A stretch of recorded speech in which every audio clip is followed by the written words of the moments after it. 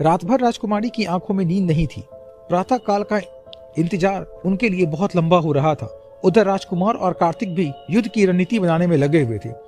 राजकुमारी को पहले महल में हमला करने भेज तो रहे थे, लेकिन उनको भय था कि कहीं बीरप्पा की शैतानी शक्तियों में राजकुमारी फंस न जाए। तब राजकुमार ने कहा कि मैं सेना लेकर बाहर से आक्रमण करूंगा और राजकुमारी के साथ कार्तिक महल के अंदर जाएगा। कार्तिक ने भी उनकी ये बात मान ली। अब तय हो गया कि राजकुमारी और कार्तिक आधी सेना लेकर महल में जाएंगे और हमला करेंगे। राजकुमार आधी सेना के साथ बाहर से उनका सहयोग करेगा। भोर हुई तो राजकुमारी ने अपनी सेना तैयार की और उनको समझाने लगी। उधर राजकुमार भी अपनी सेना को तैयार कर रहा था। दोनों ने अपनी अपनी सेना को तैयार किया और रणनीति बनाई। वहीं मायावी सैनिक जो थे उनको कार्तिक तंत्र विद्या के सहारे तैयार कर रहा था। संपूर्ण तैयारी हो जाने के बाद कार्तिक ने सबको संबोधित किया। कार्तिक, मेरे सभी साथियों, हमें एक शैतान को राज्य से बाहर करना है। उसकी शैतानी ताकत का सामना करना है। चाहे कुछ भी हो जाए, हमें कदम पीछे नहीं लेने हैं। हमारे पालनहार को उसने बंदी बना रखा है। जो सैनिक राजकुमार के साथ बाहर रहेंगे, आपको सबसे ज्यादा होशियार रहने की जरूरत है। यदि आपने जरा भी सुस्ती दिखाई तो अंदर राजकुमारी के साथ बाकी सैनिक भी मुसीबत में पड़ जाएंगे। राजकुमार, कार्तिक, हमें बाहर से क्या करना होगा? कार्तिक, आपको बाहर रखकर कुछ समय तक यह विशेष ध्यान रखना होगा कि कहीं कोई बीरप्पा की बाहर से मदद ना कर दे। हम अंदर 3-4 घंटे तक उनसे लड़ सकते हैं। हमारे अनुमान के अनुसार अंदर की सेना हमसे ज्यादा बड़ी नहीं है। जैसे ही हमें अंदर कोई परेशानी हो या हमारे सैनिकों से ज्यादा सैनिक अंदर हों तो हम आपको सूचित कर देंगे। आप अपनी सेना के साथ हमला कर देना, लेकिन पहले यह भी देखना होगा कि जब हम महल के अंदर जाकर बीरप्पा और उसकी सेना पर हमला करें तो बाहर से कोई अंदर ना आए। चाहे कोई सेना भी आए, उसको बाहर ही रोकना होगा। राजकुमार, हाँ कार्तिक, आप निश्चिंत रहें। हम अपने प्राण गंवा देंगे, लेकिन महल में बाहर से किसी परिंदे को भी आने नहीं देंगे। कार्तिक, ठीक है। और जब हम आपको सूचित करें तो अतिशीघ्र अंदर आना होगा। राजकुमार, अवश्य, हम हर हाल के लिए तैयार रहेंगे। कार्तिक, मेरे साथियों, हम ही अब इस राज्य के योद्धा हैं। हमें किसी भी कीमत पर हमारा राज्य वापस चाहिए और हमारे महाराज और महारानी को भी आजाद करवाना है। सभी योद्धा एक स्वर में जय घोष कर्तव्य है, यह वादा करते हैं और अपनी गर्दन कटवाकर अपने प्राणों की आहुति देकर भी हम पीछे नहीं हटेंगे। हम हर हाल में उस दुष्ट का सर्वनाश करेंगे और अपना राज्य उससे वापस हासिल करेंगे।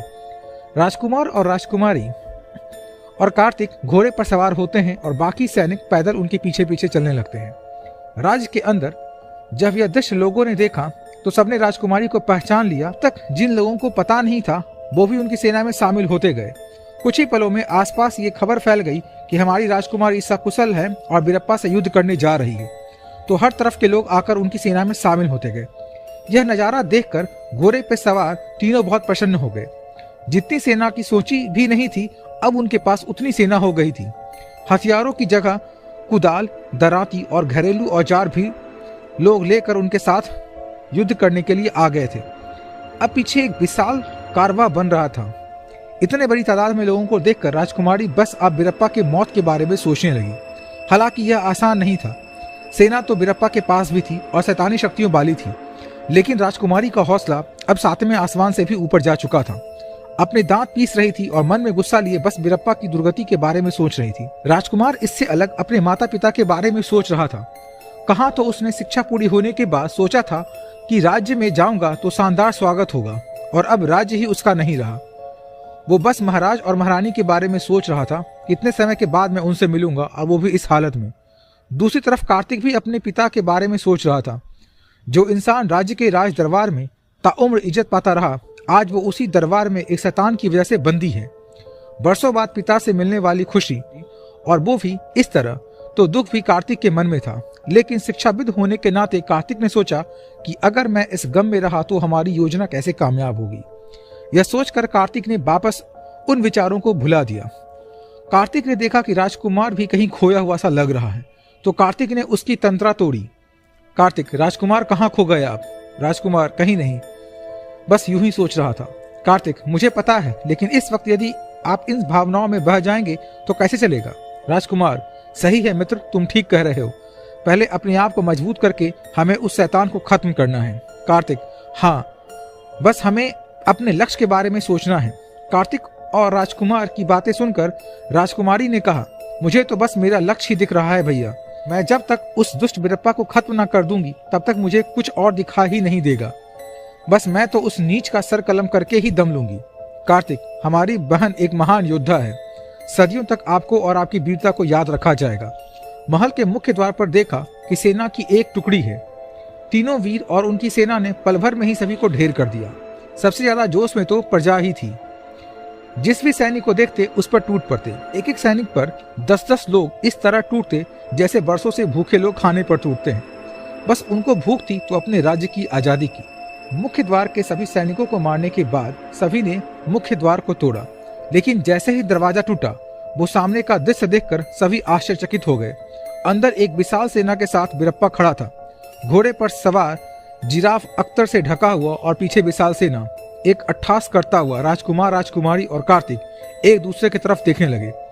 दरवाजे के खुलते ही सामने सुसज्जित सेना के साथ खड़े बिरप्पा को देखकर राजकुमार और कार्तिक एक दूसरे की तरफ देखने लगते हैं, लेकिन राजकुमारी क्रोधित नजर से बस बिरप्पा को घूर रही थी।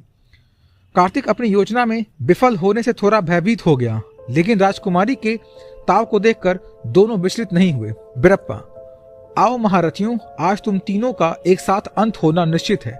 तुम लोगों ने क्या सोचा, मैं राज्य की गतिविधियों पर ध्यान नहीं रखता? तुम लोगों ने छल से सेना बनाई है और छल से ही आक्रमण किया है। अब मैं किसी को भी नहीं छोड़ूंगा। राजकुमारी, बिरप्पा, छल तो तुमने किया, पहले मेरे साथ और अब संपूर्ण राज्य के साथ। अंत तो अब तेरा होना है। तू अपनी अंतिम सांसें गिन। बिरप्पा, यह चंद्रपुरी मेरा राज्य है और मैं यहाँ का एकमात्र उत्तराधिकारी जो अब राजा बन गया हूँ। तू तो मेरी पहली सीढ़ी थी, अब मैंने इस महल की हर सीढ़ी पार कर ली है। अब तुम में से किसी की हिम्मत नहीं जो मुझे जरा भी नुकसान पहुंचा सके। राजकुमारी, संभल बिरप्पा, कहकर एक भाला बिरप्पा की तरफ फेंकती है, लेकिन एक चमगादड़ तीव्र गति से आकर वो भाला स्वयं पर ले लेता है और बिरप्पा को बचा लेता है। राजकुमारी की आंख क्रोध में लाल हो रही थी। राजकुमारी की जोश को देखकर अब राजकुमार और कार्तिक का भी जोश बढ़ गया। राजकुमार, सैनिकों आक्रमण।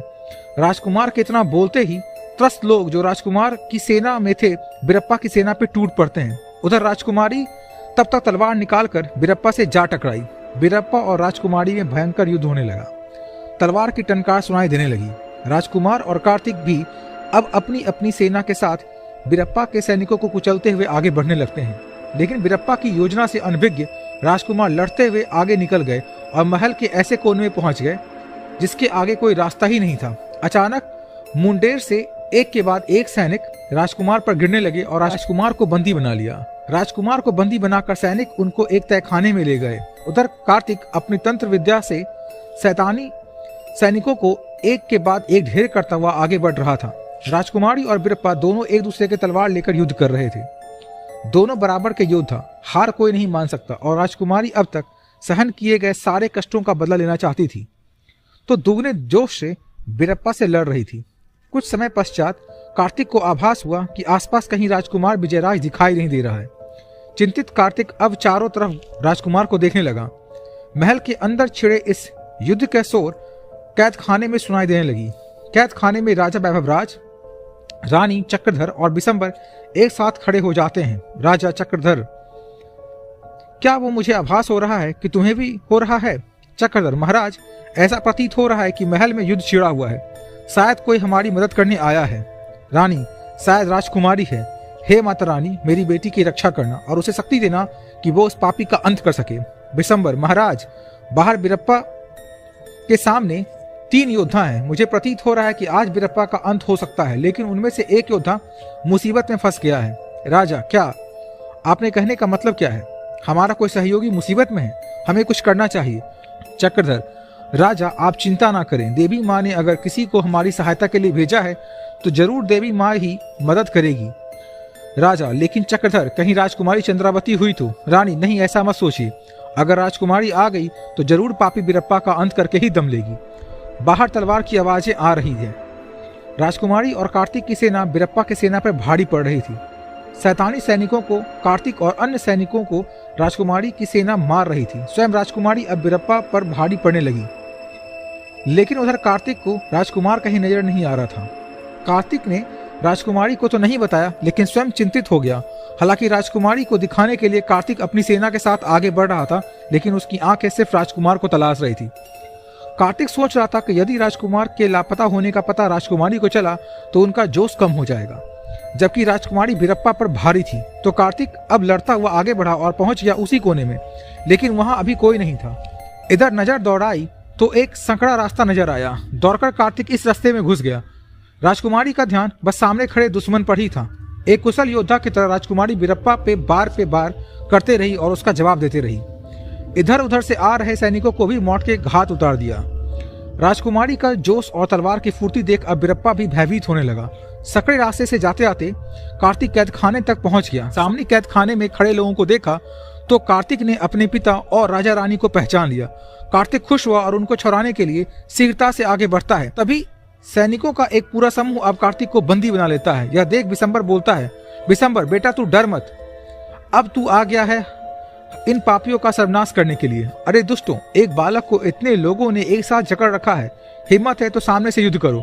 बिशंबर को यह बात सुनकर राजा और चक्रधर को आश्चर्य हुआ। राजा, बिशंबर आपका पुत्र? बिशंबर, हाँ राजन, यह मेरा पुत्र कार्तिक है। यह अध्ययन के लिए गया हुआ था, यह हमारी मदद करने आया है। लेकिन कार्तिक को सैनिक पकड़कर उसी तहखाने में ले जाते हैं जहां राजकुमार पहले से ही बंदी है। कार्तिक को देखकर राजकुमार अधिक चिंतित हो जाता है। दोनों मित्र एक दूसरे की तरफ देखते हैं। राजकुमार बस इतना ही बोल पाता है, कार्तिक, राजकुमारी। इसके बाद राजकुमार की आंखों से आंसू बहने लगते हैं और उसका गला रुंध जाता है।